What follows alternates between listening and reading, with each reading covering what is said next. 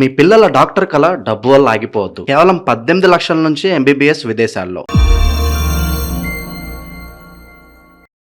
ప్రస్తుతం మనతో పాటు ప్రముఖ ఆధ్యాత్మికవేత్త, జ్యోతిష్ పండితులు ప్రొఫెసర్ డాక్టర్ ముల్లపూడి సత్యనారాయణ మూర్తి గారు ఉన్నారు. గురుగారితో మాట్లాడదాం. నమస్కారం గారు. నమస్కారం మణికంఠ గారు. గురుగారు, తులారాశి వాళ్ళకి సెప్టెంబర్ నెల 2026 ఎటువంటి అదృష్టాన్ని తీసుకురాబోతుంది? ప్లస్లు ఏంటి, మైనస్లు ఏంటి? ఏ విషయాల్లో వీళ్ళు ఎక్కువగా జాగ్రత్తగా ఉండాలంటారు? హ్రీంకారాసన గద్భితానలశిఖాం సౌహ క్లీం కళాంభిప్రతీం సౌవర్ణాంబరధారిణీం వరసుధా ధౌతాం త్రినేత్రోజ్వలాం వందే పుస్తకపాశమంకుశధరాం స్రగ్భూషితాముజ్వలాం త్వాం గౌరీం త్రిపురాం పరాత్పరకలాం శ్రీచక్ర సంచారిణీం. ఓం శ్రీ బెజవాడ కనకదుర్గాదేవ్యాయ నమః. శ్రీ దుర్గామల్లేశ్వరాభ్యాం నమః.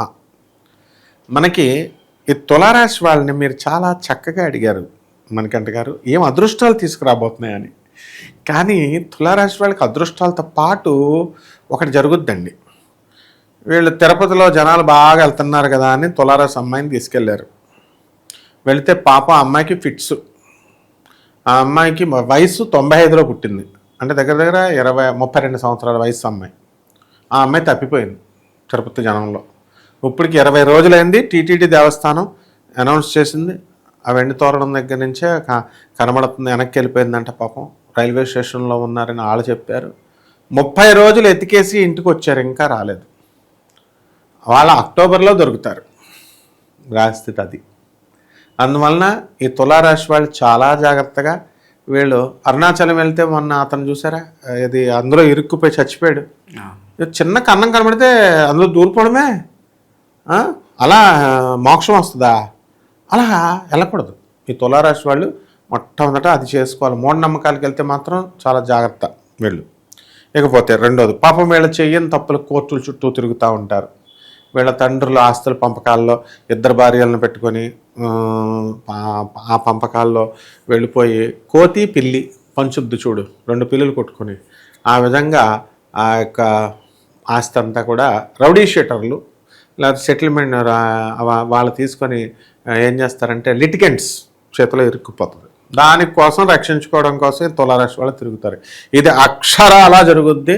100లో ర్యాండమ్ 10 కేసులు తులారాశి వాళ్ళు ఇవే ఉంటాయి. కామెంట్స్ చేసి చెప్పండి వీళ్ళు కనుక నిజమా కాదా అన్నది. లేకపోతే ఆదాయాలకు అసలు తిరుగులేదండి వీళ్ళకి. అద్భుతం. కేంద్రంలో గురుడున్నాడు 1 సెప్టెంబర్ నుంచి 2026 నుంచి. రవి బుధ కేతువులు ఉన్నారు. వైద్యులు బ్రహ్మాండంగా సంపాదిస్తారు. ఆ తర్వాత ఈ యొక్క భక్తి పూజా స్టోర్స్ ఉంటాయి కదా, వాళ్ళ బాగా సంపాదించడం అనేటటువంటివి జరుగుతాయి. ఆ తర్వాత శుక్రుడు మనకి కన్యారాశిలో అత్యంత నెచ్చపెట్టాడు. అందువలన భార్య నుంచి స్వల్ప సుఖం లభిస్తూ ఉంటుంది. అంటే వాళ్ళు ఇవ్వాల్సినటువంటి కట్నాలు కానుకలు ఆ సమయాల్లో, పెళ్లి సమయాల్లో, ఇప్పటికి 20 సంవత్సరాలు అయింది, ఇప్పుడు కూడా వాళ్ళని అడుగుతూ ఉంటారు మీరు మాకు అలాగా. ఇప్పుడు ఫర్ ఎగ్జాంపుల్ మాకు ఒక మిత్రుడు ఉన్నాడు, వైవిఎస్ గిరిగారని. ఆయన విజయవాడ నుంచి ఇంత దూరం వస్తారు. టికెట్ ఛార్జ్ చేయాలి 220 రూపీస్. 20 రూపీస్ తక్కువైతే మంచోడు పాపం ఆయన, కానీ 20 రూపీస్ ఏంటంటే అంత క్యాలిక్యులేటెడ్ అనమాట అడుగుతారు. మరి అలా క్యాలిక్యులేటెడ్గా ఉంటారు. కాబట్టి ఈ యొక్క తులారాశి వారందరూ కూడా డబ్బులు ఎక్కువ ఖర్చు అయిపోవడానికి అవకాశాలు ఉంటాయి. అలాగే ఈ యొక్క శుక్రుడు స్వక్షేత్రంలోకి వచ్చేస్తున్నాడు. ఎప్పటి నుంచి? సెప్టెంబర్ 3వ తేదీ 2026 నుంచి. కాబట్టి మంచి సుఖాలు అనేటటువంటివి అనుభవిస్తారు. కార్లు కొంటారు, సినిమాలకు వెళ్తారు. తర్వాత అక్రమ సంబంధాలు ఎవరికైతే ఉన్నాయో వాళ్ళు రెచ్చిపోతారన్నమాట. కాబట్టి ఇటువంటివన్నీ మంచివి కావు. గురువుగా మనం చెప్పాలి. ఎందువల్లంటే అక్రమ సంబంధాలు అనేటటువంటి వాళ్ళు 100 మందిని చూసాం మనం. వీళ్ళు వచ్చి కొత్తగా ఇప్పుడు మేమేదో పెద్ద పీకుడిగాళ్ళం ఏదో పీకుతున్నాం అని అనుకుంటున్నారు. నో, పొడిచి పారేశారు నా కళ్ళ ముందు. అది రైల్వేలో గజెటెడ్ ఆఫీసర్.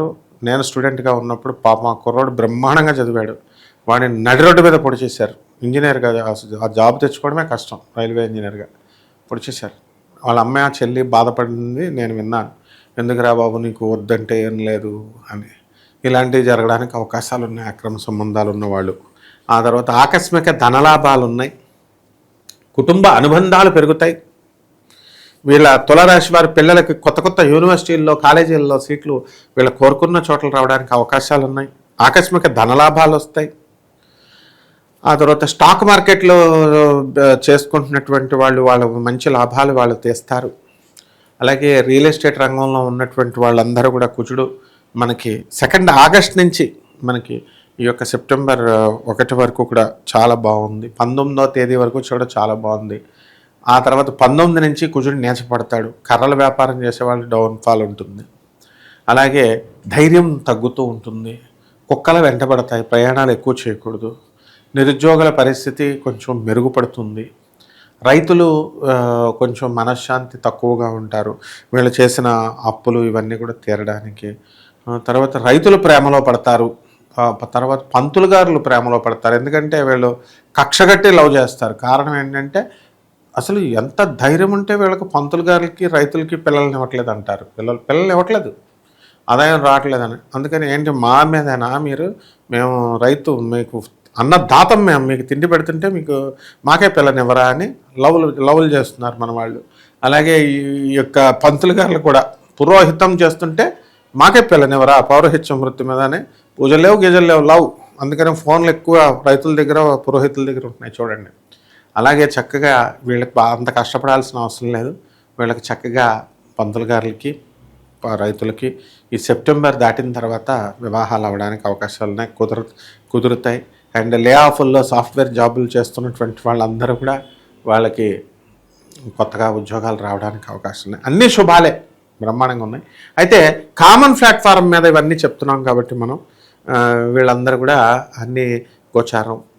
అదే వీళ్ళు ఇంకా date of birth, time of birth, place of birth ఇవి ఇచ్చారనుకోండి, వాళ్ళని బట్టి వాళ్ళకి జాబులు ఎప్పుడు వస్తాయి ఇవన్నీ కూడా యాన్షియంట్ వేదిక్ ఫిలాసఫీని, యాన్షియంట్ ఆస్ట్రాలజీని, మోడర్న్ సైన్స్ని బ్లెండ్ చేసి మనం చెప్తే ఇంకా ఎక్యురేట్గా వీళ్ళకి రావడానికి అవకాశాలు ఉంటాయి. కాబట్టి తప్పకుండా వాళ్ళు మనల్ని సంప్రదించవచ్చు.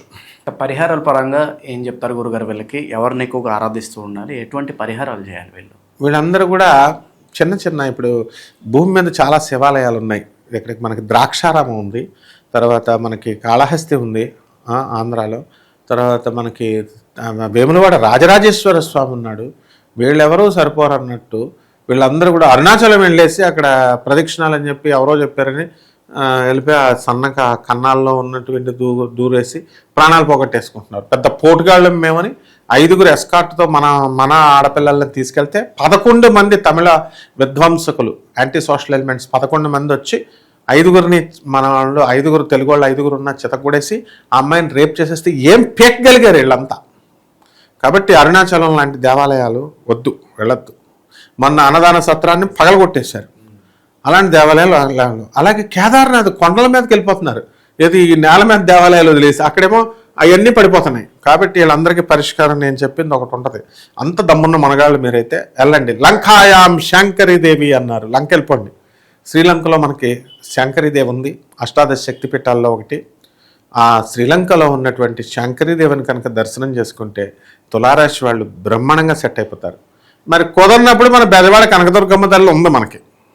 మేమందరికీ మాకు విద్యాభ్యాసం చేసిందంతా మా గురువు గారు దత్తాత్రేయ శర్మ గారు, ఎగ్జిక్యూటివ్ ఆఫీసర్ వేణుగోపాల్ రెడ్డి గారు ఆయన ఉన్నప్పుడు మమ్మల్ని అందరినీ చక్కగా వేద విద్యాభ్యాసం చేయించారు, భిక్ష పెట్టారు. మరి మన బెజవాడ కనకదుర్గం వదిలేసి అందరం మేము వెళ్ళిపోతాం అంటే వెళ్ళండి మరి అయితే శ్రీలంకకి, శంకరీదేవికి.